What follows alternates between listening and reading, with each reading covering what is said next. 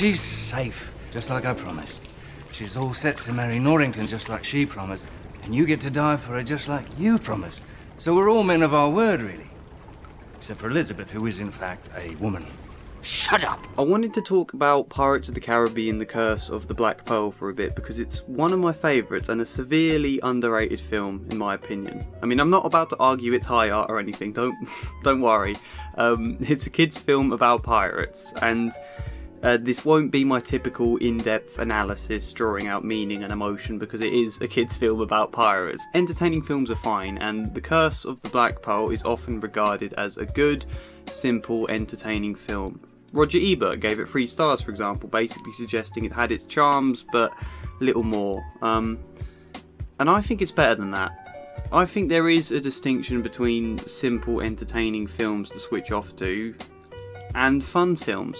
You know, films that leave you feeling invigorated. Managing to make a film really, really fun, where it has all the simplicity of ordinary entertainment, but also lots of twists and turns to keep you guessing, and a fast pace and lots of humour and a sense of wonder and adventure, as well as some level of emotional weight. I think that's a great skill that not many entertainment films quite pull off. You know, there's lots of action and adventure films I enjoy. The Curse of the Black Pearl is one I love and will never get bored with. This video isn't going to be well structured at all. It will just be me jumping all over the place as I talk passionately about lots of different aspects of this film that I love. And I thought I'd start with a very small, easy to overlook point that I hope stops you from clicking off this video. And that's to say, you know the moment in the film where Elizabeth is invited to dine with Barbossa aboard his ship, and she's absolutely starving, so just digs into the food, and he offers her wine and apples and all of that. It's such a great touch how Barbossa is so eager, almost voyeuristically eager, to see her gorging on the food, because due to his curse that has left him and his crew undead, and he doesn't get that pleasure. I feel nothing. Not the wind on my face, nor the spray of the sea, nor the warmth of a woman's flesh. Their curse stops them from dying, but neither are they truly alive, and we get hints throughout the film about how desperate the pirates are to be able to taste food again. So for Barbossa to see someone else able to enjoy food is like a release for him. It's incredibly voyeuristic. The whole time she's eating, he doesn't take his eyes off her and just looks enthralled. And that's such a great, tiny, subtle touch to this film. And it's the touches like this that help stop the premise of undead pirates from becoming stupid and laughable, because Geoffrey Rush plays Barbossa beautifully in this film. He's very much the pirate stereotype who gets to say and has a pet monkey and all of that, but he's also sinister enough that he carries real threat, whilst also being stupid enough that he can constantly be outsmarted by Jack. Shut up! And most importantly, he's incredibly lonely, as we see in that quote I just used about his curse, and in his voyeurism, and in so many moments of this character. I mean, the curse of undead pirates could come across completely laughable, but the loneliness of not being able to feel anything and the emotional undercurrent of that grounds it. Whilst Barbossa and his crew are probably the bad guys in this film, we feel deep sympathy for them, and when it comes to Barbossa's death after the curse is lifted and he's shot, he says, I feel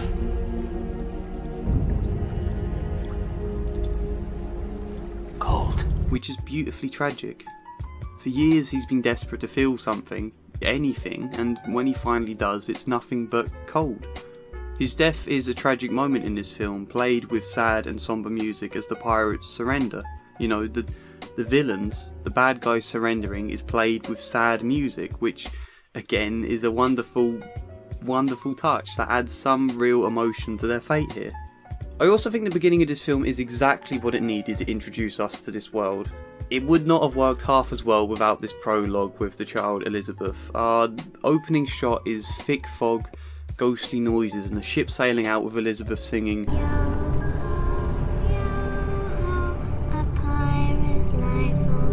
which is perhaps foreshadowing her development across the series, but you've got that, and then Mr. Gibbs telling her to be quiet and giving all sorts of ominous warnings about curses and bad luck and things. And this scene is important not just because it sets up Elizabeth's character Will's, the medallion, Norrington, the governor, and even Mr. Gibbs's downfall in life. Blast! I'm already awake! It tells us straight away pirates are scary and ominous. You know, this isn't a jolly, slightly camp, swashbuckling sort of pirate film as they had typically been in the past before this.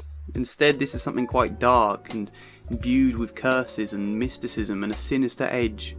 I mean, Elizabeth even says, as though speaking as this childish audience expecting swashbuckling pirates, I think it'd be rather exciting to meet a pirate. To which Norrington points out, Think again, Miss Swan. and proceeds to explain pirates aren't actually so jolly after all. And as I said, the whole scene is incredibly ominous. The fog, the music, the umbrella floating in the water, a boy with a skull medallion, sinking ships ablaze with fire.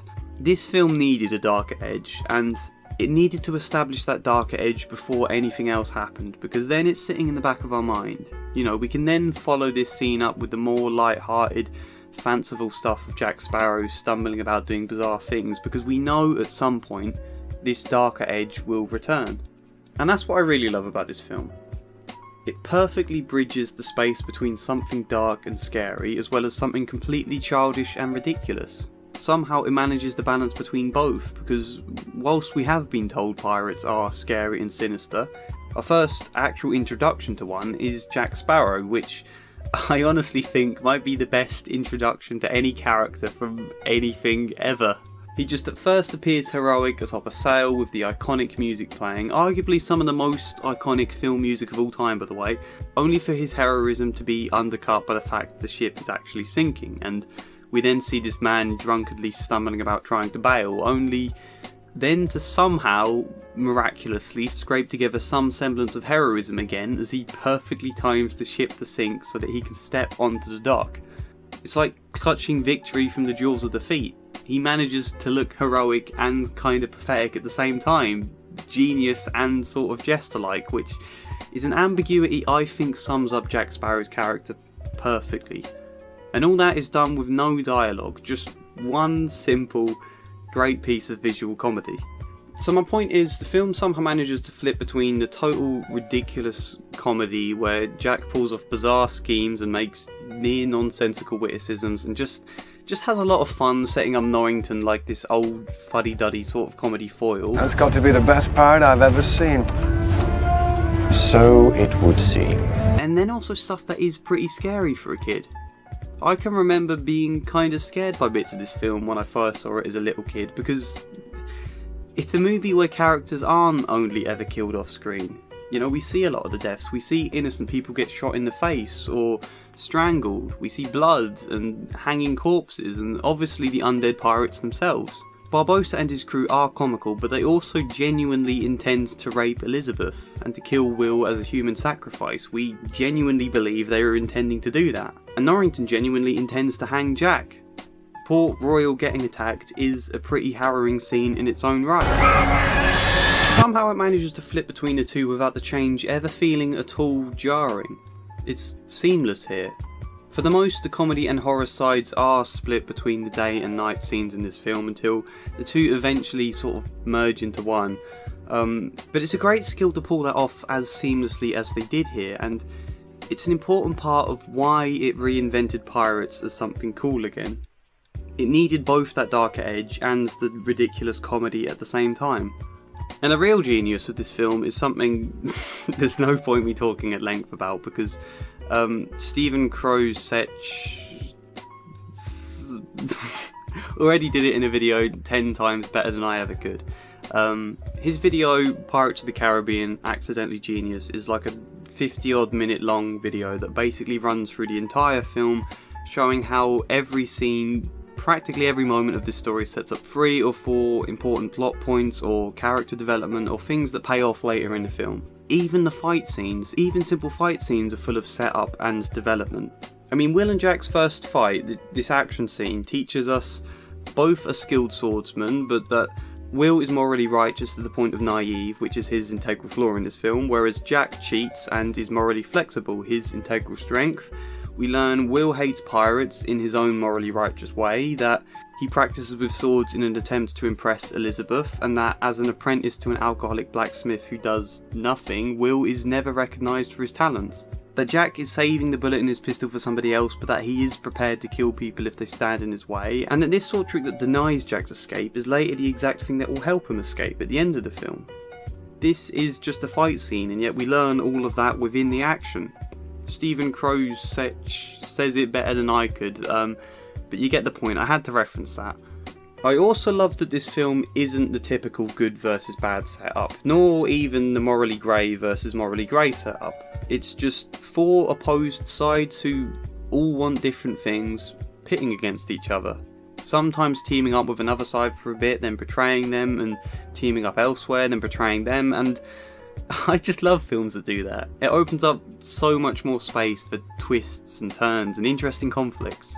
What Barbossa and his crew want is perfectly understandable, and we empathise. They want to lift a horrible curse upon them, only obviously they're pirates, and their methods are both downright ruthless and at times deliberately cruel. People are easy to search when they're dead. Then there's Norrington, who just wants to A, wipe out pirates for good, and B, marry Elizabeth.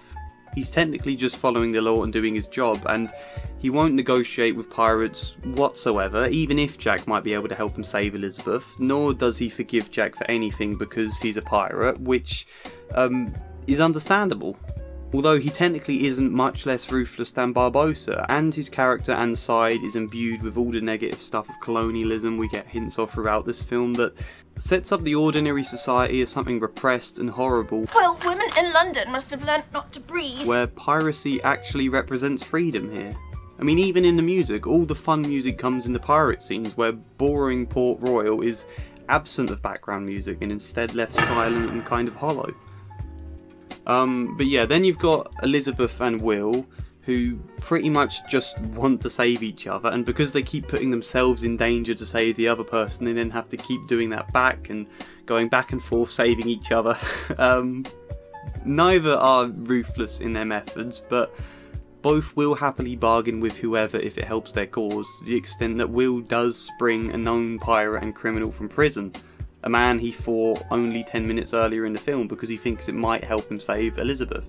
And then you've got Jack, who just wants the Black Pearl, and spends the entire film jumping between all three other sides, pitting them against each other, making deals and betraying those deals, and all the time in the aim of achieving his goal. He doesn't use ruthless methods at all, and by the end of the film he has kind of developed a bit to be a sort of good man, to the extent Elizabeth and Will now decide to save his life, but he's in no way exactly a moral character. And much like Barbossa and his crew, he also takes pleasure in moments of physical intimacy with Elizabeth in a pretty creepy way. And he kind of stupidly thinks Elizabeth might actually be attracted to him. There'll be no living with her after this. That's what really brings this film to life though, pitting these four ever-changing sides against each other until eventually it's Jack, Elizabeth and Will who win out, where Barbossa dies, Norrington loses his fiancée and fails to stop piracy. And it is a conflict that works well because of how masterful and original Jack Sparrow is as a character. We've kind of gotten so used to how strung out he was through the sequels that we forget just how original he really was when he started. I mean, imagine if Johnny Depp played Jack Sparrow as an ordinary character. Imagine how stale that would have made the film. As I said earlier, Jack Sparrow is a character that forever eludes your understanding. You're never quite certain if he's a good guy or a bad guy, if he's a genius or a complete idiot. Is he someone who can masterfully get himself out of any dilemma, or someone who clumsily puts himself in dilemmas that he only then gets out of through sheer luck?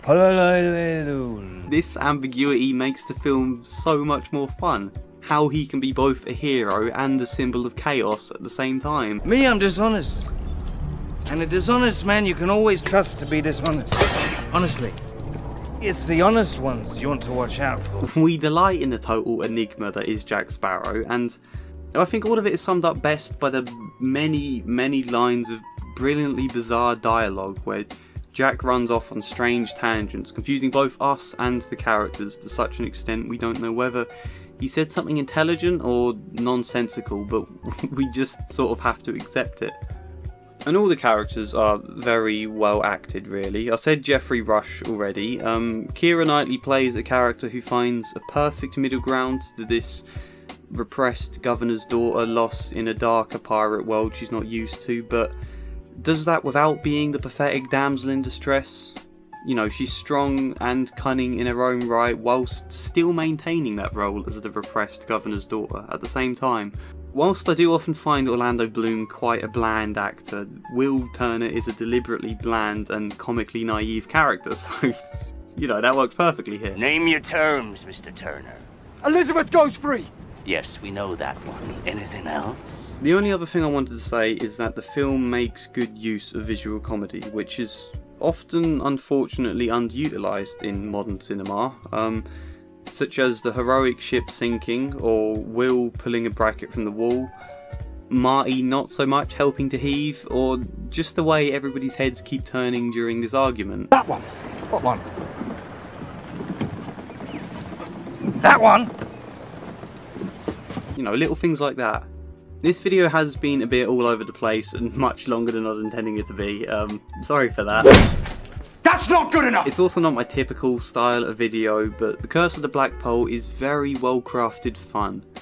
Not just simple entertainment that you can relax to, but masterful fun that really livens you up. And you rarely see it to a level like this, and I love this film for that. Like it if you liked this sort of thing anyway. Comment your thoughts, good or bad. Subscribe if you haven't done so and want to, and support me on Patreon if you want to do even more. But otherwise, hopefully see you next time.